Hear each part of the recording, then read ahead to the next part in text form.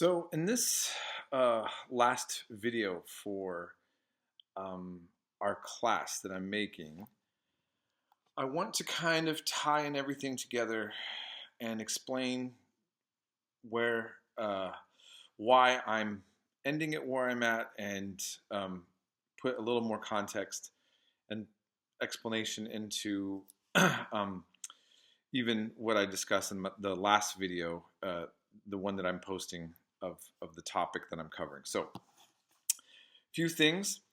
I am, like mentioned, I'm ending this just as we're getting to Harris versus Trump. So I don't really cover. I are we're aware that that is where things are going next, and I'm stopping there. First of all, uh, we're too much in the thick of things now to really get a proper historical analysis of what to make of, a few months into the Trump second term as a president. And I also think it's just too much. There's just so much going on. And I had to pass over so many things. Keep in mind, or always remember, these are a survey course. Somebody might say, well, Mr. Pollock didn't bring up this or that, or, oh, he shows his bias by only bringing up this or that. And the fact of the matter is, it's very difficult. Sometimes I would like to just give you all like an overview of like several different opinions on different things. And then we're limited with time. And so, but let me actually make clear also, in this class, I have not always posted things, especially when it comes to articles and videos, that I'm always 100% on board with. If you see something that has an opinion mixed with the history, I might just be wanting you to be exposed to that. There's also sometimes people that are going to speak that I don't align with my own values on a lot of things, but on a particular issue, I think that they nailed the history relatively well. So it's not possible to always get a full reading, about like what is the ideology? Is there a particular ideology that I'm actually like pushing out? When it comes to the various sources, some of these things are opposed to each other. And so I hope you're paying attention to that, and also just seeing that in some of the links that I'm showing for this week. Okay, so please keep that in mind. What I'm hoping is that by the time you're done with this class right now, you're going to have enough exposure to all of these topics that you will dig deeper if you're interested, and you may find that you agree less with me, but you got to a certain point because of what I brought up in class. You might agree more with me. But again, that's not my goal on most of the subjects. It's just I want to get you aware of all of what we should, have general ideas of by the time you come out of a US 102 history class. So, we covered a lot now. So moving forward into where I'm at specifically now. I'm posting a lot on the Israel-Palestine conflict, which would be counterintuitive for ending the U.S. History 102 class. And I'm clearly giving a biased opinion from the last video that I'm posting that I made over a year ago. Which also, by the way, some of these videos and some of the articles I'm posting are dated from the time periods that these things started, so be aware of that as well. But okay, so having said that, why would I do this? Sudan has a terrible civil war. The Congo has a terrible civil war. And kind of like Bill Clinton, if you remember when we covered that he was blamed not for a particular action committed in Rwanda, but for the Clinton was criticized by some for not trying to stop their genocide in Rwanda, not for contributing to it, but by just kind of letting it happen and doing nothing about it while it was known to be happening. And that's a different set of debates. I mean, there's always like a question, right? Okay, yes, ideally we don't want anybody to have genocide, but should the U.S. government always intervene? Is that the right idea? Even if you're a humanitarian-minded person and know that you don't want that to happen, but there's implications, and it can get complicated if you just intervene everywhere in the world, right? And so that's another set of topics. I bring up the Israel-Palestine conflict mainly because it's the one that we are thoroughly entrenched in, like massively, and that's been under a Democrat or a Republican. And it's escalated to a point now where Israel is accused of committing a genocide, okay? And it's happening now in real time. And it's even something being mentioned more and more by more mainstream politicians. The momentum is going more and more against Israel's narrative that it's not a genocide and the idea that it is a genocide. But this requires me to get involved in a very controversial topic, right? The topic of Israel. United States has been historically fully in support of Israel, especially after Eisenhower. Eisenhower was more nuanced in the Middle Eastern foreign policy, but now most U.S. politicians, they will always make, like the majority of the politicians will be 100% pro-Israel. And so also then getting involved in this, one is accused of being anti-Semitic. So I want to address this again because I addressed that in my last one, but I just want it for clarity. My mentor on this topic is a very interesting older Jewish man that grew up in Florida, and he grew up next to a high school that was named, I think it was Forrester High School. It's no longer named after this Confederate general, but that was the guy who founded the KKK. Okay, and so he was a Jewish kid growing up in Florida around people that have a town with a high school named after the Confederate general that founded the KKK. So he's aware of racism, anti-Semitism, all those things. And then as he gets older, he sees the anti-segregation movement, Martin Luther King Jr. and so forth. And he really takes to that. He doesn't believe in segregation. And then, long story short, he meets a Palestinian and he takes a journey and goes to Palestine himself. He goes to Israel. And he saw things that shocked him, that made him change his mind about what he was raised to think about in terms of the state of Israel and relationship to the Palestinians. And he information dumped on me all of this. And that's what got me started in this topic for myself several decades ago. And as you'll see in what I show in the videos and in the readings, is that there are many Jewish Americans who have a different opinion about Israel as well, are critical, and they're not ashamed of being Jewish. They're not self-hating Jews. And so what I'm trying to say is, if any of my students are from a Jewish background, this is not attack on Jewishness. Now, unfortunately, there has been some people in politics that make it that the idea of criticizing Zionism in Israel, the political ideologies wrapped up to the state, that by default, if you don't agree with the idea of the way it's all set up, that you are denying something of the Jewish people, that it's an attack, that you're anti-Semitic.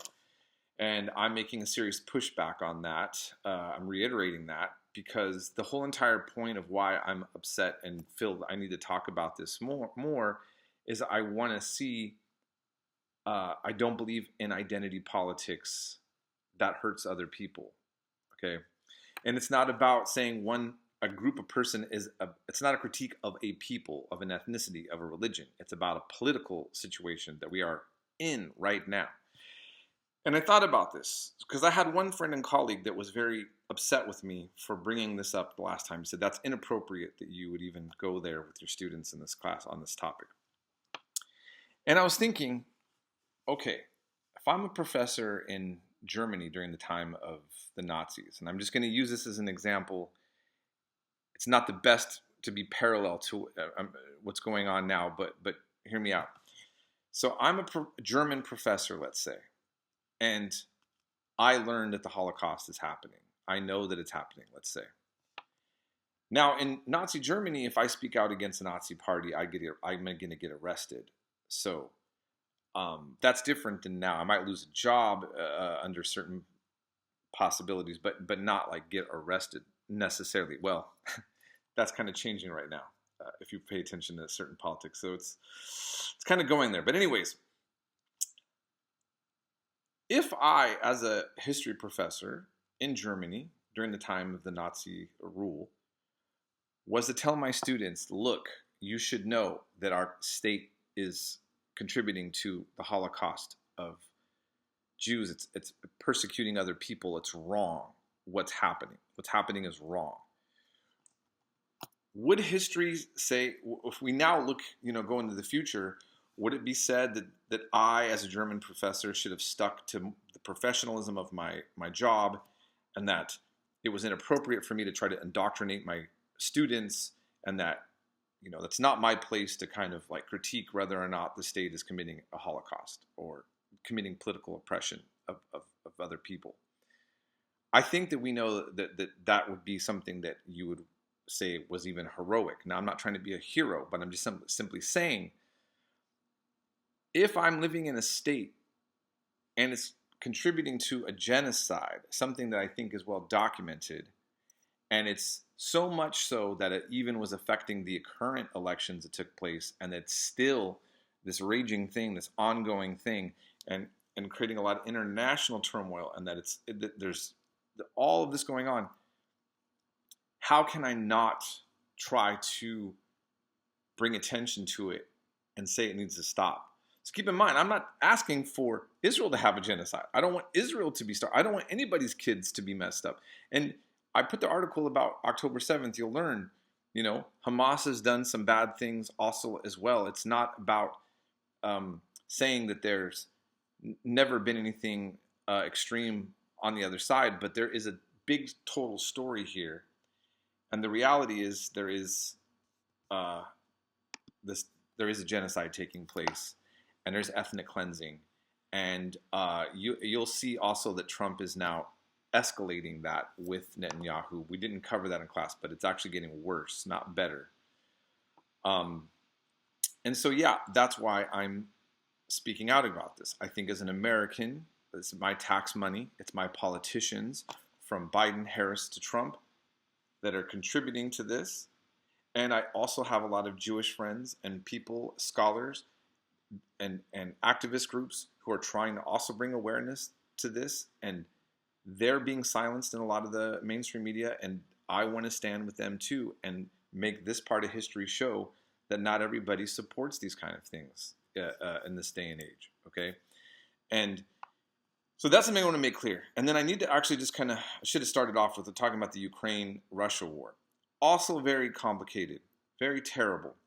And I have a lot of friends in Europe that really are frightened of Russia, and they're really upset about the Trump pulling out of the war. With that, there's a lot that felt that Biden was doing the right thing. And then I know other scholars that are saying that the U.S. really contributed to this and has actually prolonged this and made it worse. There is a lot, so I'm also against Russia's invasion of Ukraine and the killing and the bombing there.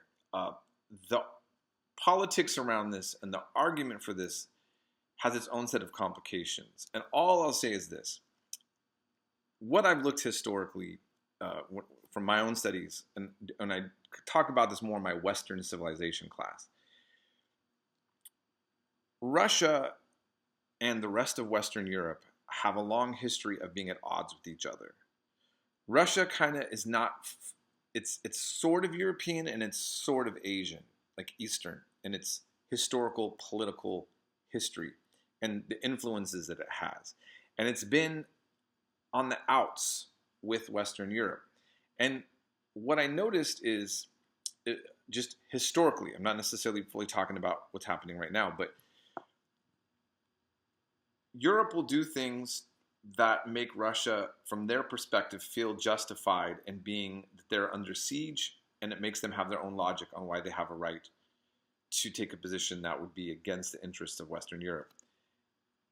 And Russia will then do these certain things that makes the rest of Western Europe say, well, we were right about worrying about Russia.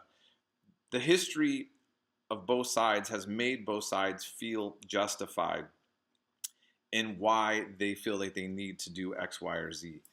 And that's another, that's a whole nother entire complicated topic that I don't have time to go over. So again, this class we're covering, we covered a lot: the Ukraine-Russia war, U.S. involvement, NATO, Europe, U.S. foreign policy in the Middle East, our policy towards Iran, what's going on with the Houthis in the Red Sea, why we should care, the Israel-Palestine conflict. So much. Why? What do we make of all this? The United States is the world's largest superpower. We are the most powerful nation in the world. And really, China would be second, and I think Russia kind of third in terms of like nation state power. And the EU, its own type of interesting bloc. But in the middle of all this, the US is the most powerful nation. And so we're involved in everything. And how we're involved is not always clear to American citizens. And that's regardless of whether you're a Democrat or Republican. And I know this is going long, so I'll just kind of end this to say, when I was traveling overseas, and I lived overseas for a year, 3 months in Europe, basically, and the rest in Asia, they don't, when Americans care about, like, Trump or Biden, the way we look at it is through our domestic lens. But the world looks at a Biden or a Trump simply through the international lens. And it's very different. They don't see any president as weak. They simply see different priorities. They see escalation and de-escalation of different things. And right now, what's currently happening with Trump is unprecedented. These tariff wars, nothing at this nature. There's the crackdown on universities and free speech, and ignoring potentially things being said from federal judges in the Supreme Court. History right now is a game changer. But again, we didn't cover how we got to that part like directly now, but I think you're going to see all of the what we've covered. So being pro-Palestinian has a lot to do with some of even what Trump feels about, like, going after certain universities or students, saying, they have a right to say that or not. That we're talking about potentially going to war with Iran, which is really in Israel's interest and Saudi Arabia's interest, by the way. I didn't get to even cover Saudi Arabia's relationship with the United States, which is also a complex one. So here we are, almost 20 minutes into this discussion. What I'm hoping that you get from this class is that there's a lot to study. There's a lot to be on top of. There's a lot of subjects to learn about. And history matters. What you know matters. The way that politicians are moving things on either side make it easy to manipulate us when we are not aware of what is going on, where terms are. The current president says that a trade imbalance is a bad thing. Look up what a trade imbalance is and see if it's a bad thing or not. We hear certain terms. By the way, the first time Trump was president, he condemned using Howard's End and said it's an anti-America book, basically. Is that how you feel? Am I guilty of that?